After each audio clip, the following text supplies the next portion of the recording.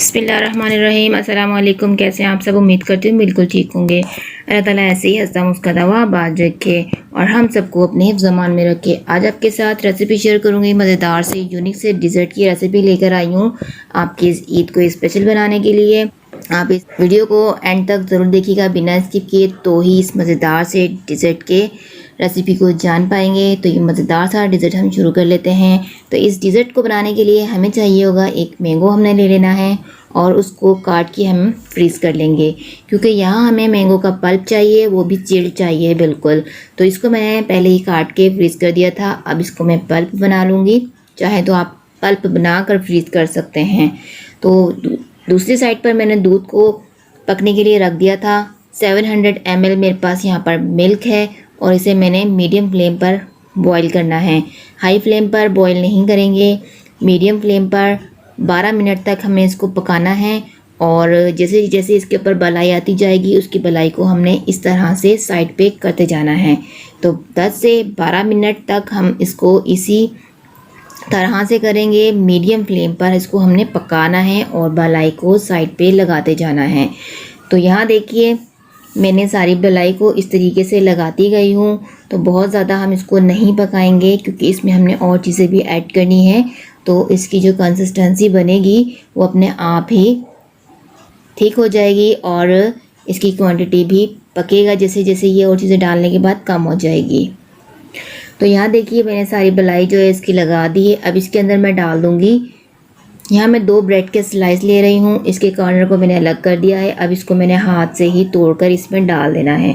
Crumbs नहीं बनाएंगे, बारीक बारीक मोटा मोटा ब्रेड को तोड़ना है, वो इसमें डालना है, क्योंकि इस डिज़र्ट को हम रबड़ी का टेक्सचर देंगे, रबड़ी का लुक देंगे, रबड़ी का ही टेस्ट इसमें आएगा। तो इसीलिए ये वाला स्टेप ज़रूर कीजिएगा इस तरह से, तो ही आपका ये डिज़र्ट मज़ेदार सा बनने वाला है। तो इसको मिक्स कर लिया है। जो साइड पे बलाई लगी थी उसको भी मैंने इसमें मिक्स कर दिया है। अब इसके अंदर ऐड कर देंगे चीनी। हाफ कप मैंने यूज़ की है, आप अपने टेस्ट के अकॉर्डिंग यूज़ कर सकते हैं। और इसको भी मिक्स कर लेते हैं एक दफ़ा। इस सारे डिज़र्ट की कुकिंग हमने सिर्फ मीडियम फ्लेम पर ही करनी है। मीडियम टू लो पे कर सकते हैं, मीडियम पे कर सकते हैं, लेकिन हाई हम बिल्कुल नहीं करेंगे। तो यहाँ देखिए ये पक रहा था, इसको मैंने पकने के लिए छोड़ा था, मज़ीद 5 से 7 मिनट के लिए पकाया था। उसके बाद मैंने यहाँ पर मिल्क पाउडर ऐड किया है 2 टेबल स्पून भर के। मिल्क पाउडर नहीं है, आप कंडेंस मिल्क यूज़ कर सकते हैं, दोनों ऑप्शनल हैं। कोई भी एक चीज़ इसमें डाल दीजिए। अगर कंडेंस मिल्क डाल रहे हैं तो आप चीनी की क्वांटिटी को कम कर सकते हैं। तो पाउडर मिल्क डालकर मैंने इसको मिक्स कर लिया है। अब इसको हमने पकने के लिए छोड़ देना है। तकरीबन 20 मिनट तक, 15 से 20 मिनट तक हम इसको पकाएंगे मीडियम फ्लेम पर।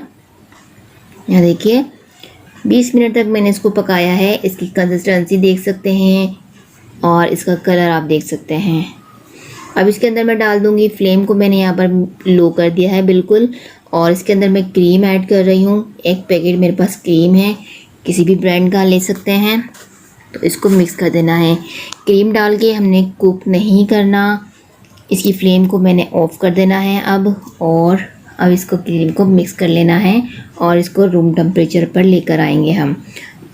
जब ये रूम टेम्परेचर पर इसकी हीट निकल आए तो फ्रिज में छोड़ देंगे इसको आधे घंटे के लिए। तो यहाँ देखिए मैंने इसको फ्रिज में रख दिया था आधे घंटे के लिए।